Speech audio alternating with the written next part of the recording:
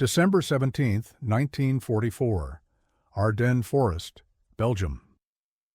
Private First Class, Malcolm Pritchard pressed his back against the crumbling stone wall of St. Gertrude's Cemetery Chapel. His breath came out in white plumes. 40 yards away, through the iron gate that separated the graveyard from the main road, he could hear German voices. They were coordinating, reorganizing, preparing for what would be the fourth assault on American positions in 16 hours. The machine gun nest at the crossroads had been overrun twice. Each time, Company K had retaken it. Each time, more men didn't come back. But this time was different. This time, Pritchard's squad was gone, killed in the last assault. He was alone in a Belgian cemetery, surrounded by headstones dating back to the 1800s, with 73 rounds of .30 caliber ammunition, and an idea that every officer in his chain of command had explicitly forbidden.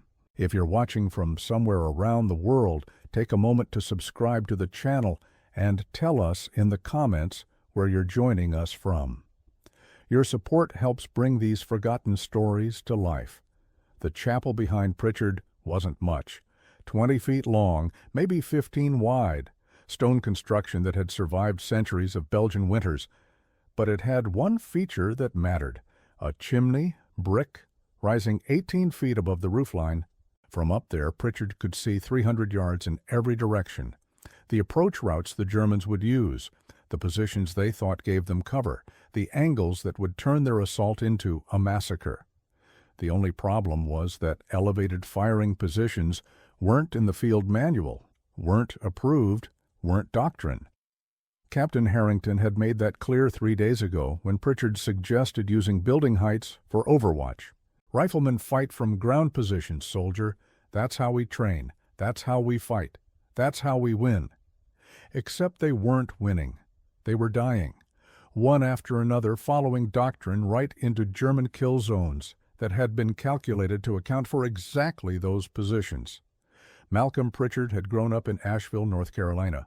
His father ran a masonry business, building chimneys for the wealthy families in the mountains. By age 12, Malcolm could point and joint brick faster than most adults. By 14, he was doing chimney repairs solo, working 40 feet above ground level with nothing but rope and instinct keeping him alive. He'd enlisted in January 1943, 2 weeks after his 20th birthday. The recruiter asked about his skills. Masonry, Malcolm said. Construction. High work. They made him a rifleman. Standard infantry, standard training, standard deployment. The Army had no use for chimney builders. Basic training at Camp Blanding, Florida, taught Pritchard everything the military thought a soldier needed to know. Prone position, kneeling position, standing position. Use cover at ground level. Maintain low profile. Never expose yourself unnecessarily. He qualified as an expert marksman with the M1 Garand. 8 rounds semi-automatic, effective range 500 yards in trained hands. Pritchard's hands were trained, but something about the doctrine felt incomplete, limited.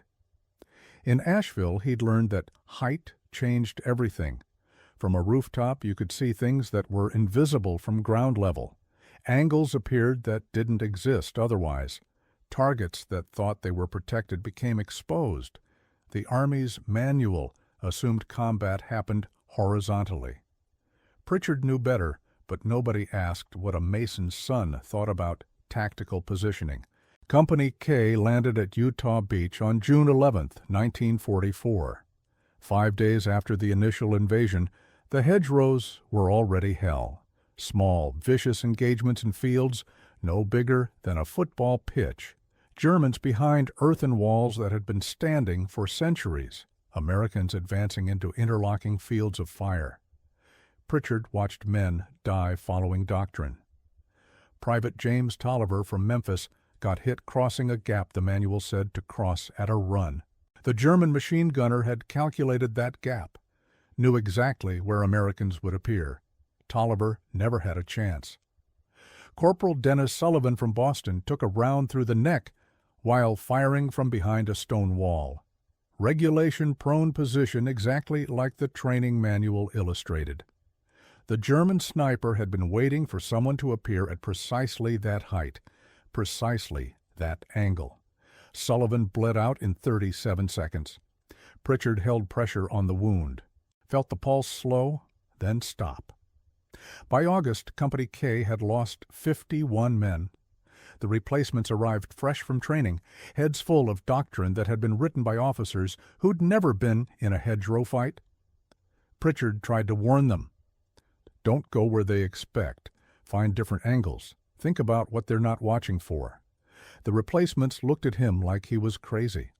Most were dead within 3 weeks. The pattern became undeniable.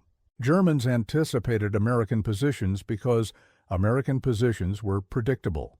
Stone walls, fence lines, foxholes, ditches. The manuals approved cover options. The enemy had read the same manual or figured out its principles through 5 years of fighting. They knew where riflemen would be. They set their kill zones accordingly. But they rarely looked up, not systematically, not the way they scanned horizontal terrain. The human eye in combat moves side to side, checking windows, tree lines, ground-level features. Looking up requires deliberate effort, a different muscle movement. Most soldiers don't do it unless trained to. Pritchard noticed this in September during the advance through Belgium. A German sniper had been picking off soldiers from Company L for 2 days, 15 casualties. The Americans searched windows, hedges, fence posts, found nothing. The sniper was in a tree, 40 feet up, completely invisible to ground-level observation. When they finally located him, it took artillery to bring down the tree. The Germans understood elevation. Some of them. The Americans didn't. He brought it up to Sergeant Morrison during a rest period. What if we use the height advantage? Rooftops, towers, anything elevated. Morrison was from Detroit, had been fighting since North Africa. He'd seen a lot of men die. He listened, didn't dismiss the idea immediately. Maybe, he said, but command won't approve it. Too much exposure risk, too different from standard procedure. Morrison was right. When Pritchard mentioned it to Lieutenant Fairfax, the response was immediate. Negative. We follow doctrine. We don't improvise tactical positions. End of discussion. The Ardennes offensive began December 16th. German forces punched through American lines with overwhelming force. Fresh divisions, well-equipped, highly motivated. The Wehrmacht wasn't finished, wasn't retreating, wasn't beaten. They were attacking with more coordination than the Allies had seen since Normandy. Company K was positioned near a crossroads village called Saint-Gertrude. The village had maybe 30 buildings, a church, and a cemetery on the eastern edge. The cemetery had the chapel with the chimney. The first German assault came at dawn on December 16th, infantry supported by armor. Company K held barely. The second assault came 4 hours later. They held again, but lost 17 men. By evening, the Germans had identified American positions precisely. Every foxhole, every window, every piece of cover the Americans used. The third assault came at 3 in the morning on December 17th. They hit the machine gun nest at the crossroads first. Grenades, then close assault. The crew was eliminated in 40 seconds. Pritchard's squad was sent to retake the position. 8 men moving through the darkness toward German-held ground. They made it 60 yards before the ambush. The Germans had anticipated exactly that maneuver. Machine gun fire from 2 directions. 5 men down in the first burst. Pritchard dove behind a headstone in the cemetery. The stone was old, worn, but thick enough to stop rifle rounds. He heard the others die, screaming at first, then silence. When dawn came, he was alone. The cemetery spread around him, headstones in irregular rows, dating back centuries. Names in French, some in Flemish. Families who'd lived and died in this village for generations. And at the center, the chapel. Small, solid, abandoned. The chimney rose against the gray December sky. Pritchard looked at it and thought about his father's chimneys in Asheville, the way you could see for miles from up there. the angles that opened up when you were above everything else. He thought about Sullivan bleeding out in his arms, about Tolliver falling in the hedgerow, about 51 men from Company K who'd died following doctrine. Then he thought about the Germans assembling for their fourth assault, confident they knew where every American position would be. The climb wasn't difficult, not for someone who'd spent childhood summers on rooftops. Pritchard found handholds in the chapel's exterior stonework, hauled himself onto the slate roof. The slate was icy, treacherous, but his boots found purchase on the raised seams between sections. He moved low, below the ridge line, invisible from ground level. The chimney was brick, solid construction, good anchor points. He braced his shoulder against the southern face, wedged his boots against the chimney cap's base. Stable. Not comfortable, but stable. From 18 feet up, the world transformed. He could see 300 yards in every direction, the approach routes from the German positions, the tree line where their infantry was staging, the road where their vehicles were parked, and the positions they thought gave them cover, stone walls and shallow depressions that looked protective from ground level but were completely exposed from above.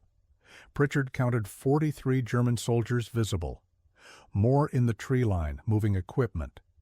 They were preparing something significant, not just another infantry assault. He could see a mortar crew setting up, a machine gun team positioning their weapon, an officer with binoculars scanning the American lines, scanning ground level, not looking up. He had 73 rounds. The M1's on-block clip held 8. He could fire 9 clips before running dry. At 400 yards, the Garand was accurate in steady hands. Pritchard's hands were steady, always had been. Masonry work required precision, patience. So did this. The first shot took the officer with the binoculars, center mass. The German dropped. The soldiers around him froze. Standard reaction, trying to identify the threat, trying to locate the shooter. They scanned tree lines, windows, the stone walls they knew Americans used. They looked everywhere except up. Pritchard fired again. A soldier near the fallen officer hit. Third shot. The machine gunner reaching for his weapon. Hit. The Germans were returning fire now, but wildly. They were shooting at positions that made sense, positions the manual would approve. Their rounds hit fence posts, garden walls, a farmhouse window 70 yards from Pritchard's actual location. None came close to the chapel chimney. Fourth shot, fifth, sixth. Each one found a target. The elevation gave Pritchard angles the Germans couldn't anticipate. A soldier crouched behind a low wall was protected from horizontal fire, but completely exposed from above. Pritchard put a round through his shoulder. Another soldier tried to drag his wounded comrade to cover. Pritchard hit him in the hip. The M1's clip ejected with its distinctive ping. Pritchard ducked below the chimney cap, reloaded in 4 seconds, came back up. The Germans were in chaos now. Some were trying to advance, some to retreat. Their formation had collapsed. The officer who'd been directing them was dead. Nobody was giving orders. Pritchard worked through his second clip methodically. No rushing, each shot deliberate. A soldier running for the tree line, hit. Another trying to set up the mortar, hit before he could drop the first round down the tube. A rifleman who'd figured out the approximate direction and was firing toward the chapel. His round struck the stone wall 12 feet below Pritchard, nowhere close. Pritchard ended him with a single round through the chest. 19 Germans were down by the time Pritchard finished his fourth clip. The survivors had broken completely. They were fleeing back toward their staging area, abandoning equipment, not bothering to retrieve their wounded. Pritchard let them go. His ammunition was running low, and the objective was achieved. The assault was stopped. For 10 minutes, he stayed on the chimney, watching, making sure they weren't regrouping. The December wind cut through his uniform, but he barely felt it. His heart was hammering, copper taste in his mouth, every muscle vibrating with adrenaline. When he was certain they weren't coming back, he climbed down. Inside the chapel, Pritchard sat on the stone floor with his back against the altar. The M1 was across his lap. His hands had started shaking, not from cold, from the aftermath, from what he'd done and what it meant. 19 men. He'd watched each one fall, seen them clutch wounds, crawl, go still. In Asheville, killing wasn't something he thought about. In Belgium, it was all he thought about. If you're still with us, take a second to like this video. The support helps us continue sharing these remarkable stories from history. American Patrol found him 2 hours later, Private Jennings from 2nd Platoon. They'd heard the shooting, expected to find more dead Americans. Instead, they found Pritchard sitting in the chapel and a field of German casualties, visible through the window. "Jesus Christ," Jennings said.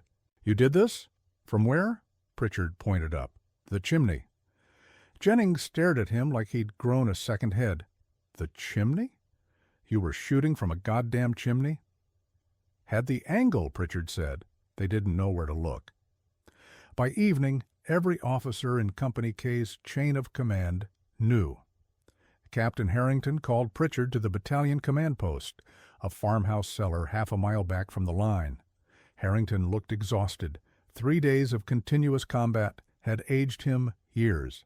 "Private Pritchard," he said, "I'm told you engaged enemy forces from an elevated position on the chapel chimney." "Yes, sir. An elevated position that violates every tactical doctrine I've ever read." "Yes, sir." Harrington was quiet for a long moment. 19 confirmed kills. You stopped a battalion-strength assault with a rifle and an idea I explicitly told you not to pursue. Pritchard said nothing. "This should be a court-martial," Harrington said. "Deviation from approved doctrine during combat operations. I should have you sent up for charges and let JAG sort it out." Still, Pritchard said nothing.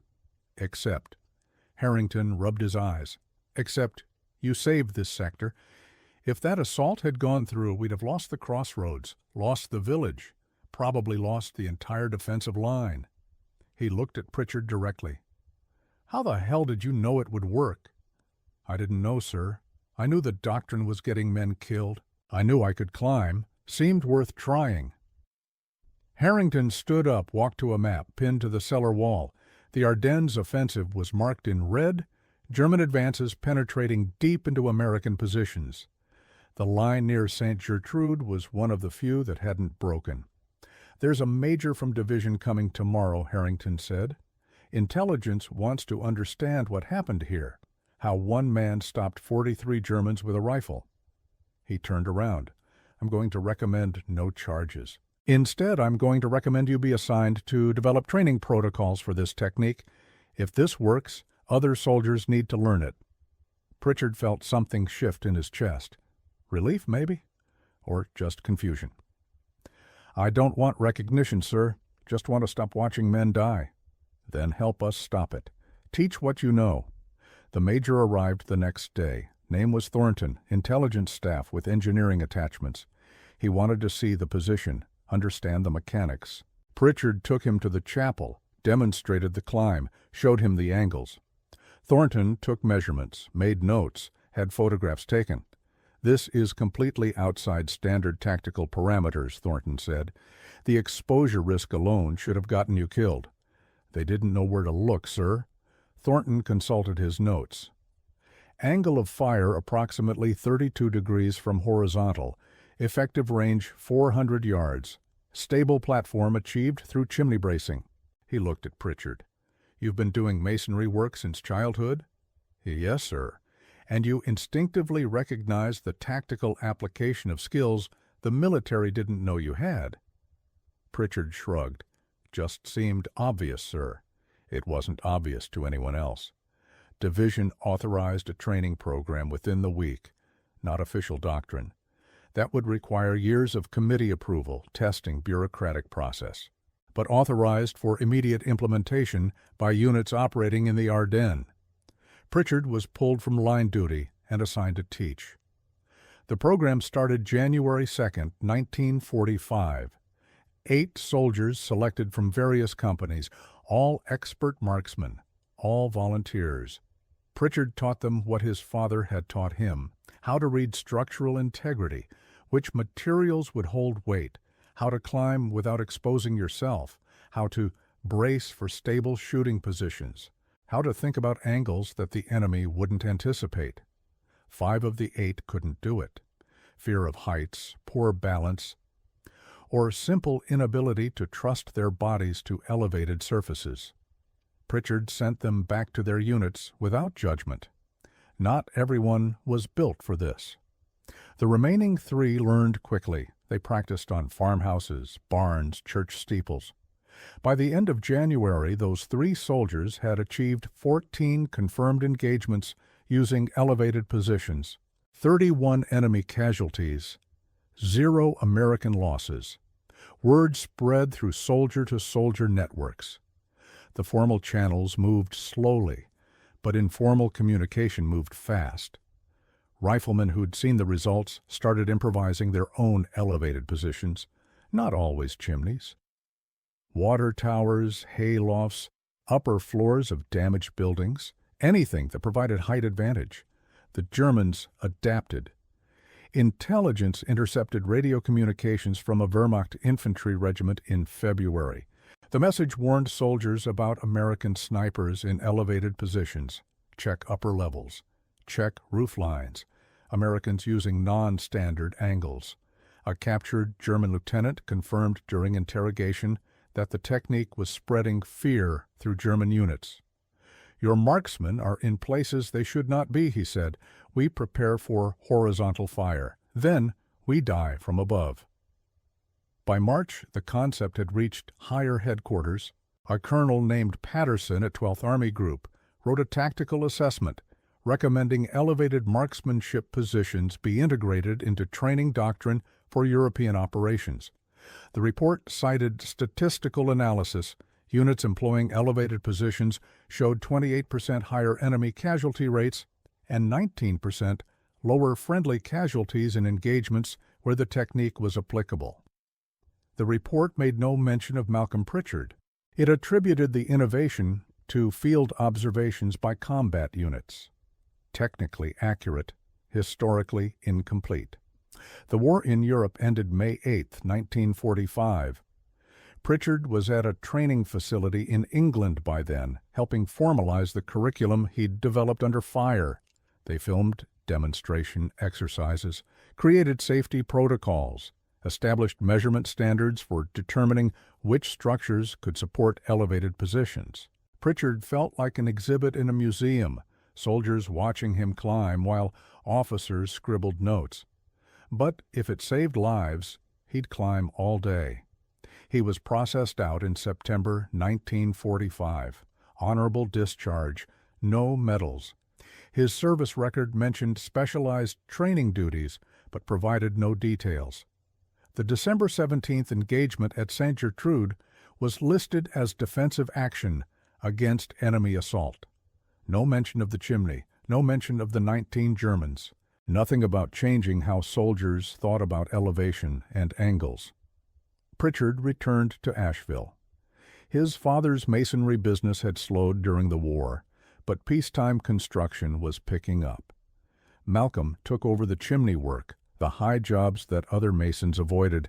He could still climb like he was 20, could still read structural integrity by sight, could still think about angles that nobody else considered. He married a woman named Esther in 1948. Teacher at the elementary school, they had 3 children, 2 boys, and a girl. Pritchard taught them to climb carefully, to test their weight before committing, to always have an exit route planned. He didn't explain why these lessons mattered. They learned anyway.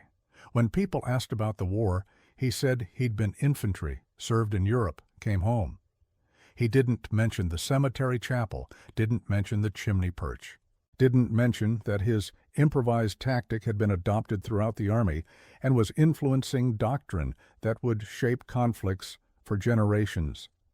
In 1967, a military historian named Dr. Thomas Reynolds published an article titled Tactical Innovation in the Ardennes. The article traced the development of elevated firing positions back to December 1944. It mentioned an unnamed private who'd achieved 19 confirmed kills from a cemetery chapel chimney, sparking tactical evolution that spread through American units. Reynolds spent 3 years trying to identify that private. He found the after-action reports, found the training program authorizations, finally found a reference to Pritchard in a memo from Captain Harrington. Reynolds wrote to Pritchard in 1970, asked for an interview. Pritchard declined. Reynolds persisted, wrote again, called. Eventually, Pritchard agreed to one conversation, no recording, no photographs. They met at Pritchard's house in Asheville. Reynolds was 43, academic, carried a briefcase full of documents. Pritchard was 47, weathered from decades of outdoor work, hands scarred from masonry. "I need to understand how you conceived the technique," Reynolds said. "Nothing in standard doctrine suggested it." Pritchard shrugged. "Grew up building chimneys. Knew what heights could do. Seemed obvious when the alternative was dying. But you recognized an application that trained officers missed. They weren't looking for it. I was looking for anything that might work." Reynolds consulted his notes. "Your engagement influenced tactical doctrine that's still being developed today. Urban warfare training includes elevated position protocols derived from your methods. Conservative estimates suggest this evolution has saved between 400 and 700 American lives since 1944. Pritchard was quiet for a long time, looking out the window at the mountains he'd grown up in, the chimneys he'd built, rising from rooftops across the valley. "I didn't know that," he said. "The Army never informed you. The Army never told me anything." Reynolds published his article anyway. Pritchard's name was included. A few military journals covered it. Some veteran organizations mentioned it in newsletters. Pritchard received letters from soldiers who'd used elevated positions in Korea, Vietnam. He read them all, answered none. Esther passed in 1989. Heart failure. Pritchard scattered her ashes from the roof of their house, the place where he'd taught their children to climb. He was 76 years old, still moved on. Pitched surfaces like gravity was optional. He died November 12, 1996, 83 years old, in his sleep. The obituary in the Asheville Citizen-Times mentioned his military service in one sentence. Mr. Pritchard served in the United States Army during World War II. Nothing about December 17, 1944. Nothing about the chapel chimney. Nothing about the 19 Germans. Nothing about changing how armies think about elevation. His children found a box in the attic. Inside were his discharge papers, a few letters from Army buddies, and a single photograph. Pritchard on the chapel roof at Saint Gertrude, braced against the chimney, M1 Garand across his lap. Someone had taken it the day after the engagement.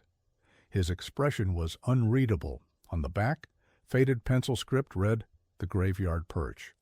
The elevated firing position doctrine is still taught at Fort Moore and military training facilities worldwide. Infantry officers learn the fundamentals. Identify structures with load-bearing capacity, verify sight lines, establish entry and exit routes, account for exposure risk. Modern soldiers have better equipment, better training, better support than Pritchard had in 1944. But the fundamental principle endures.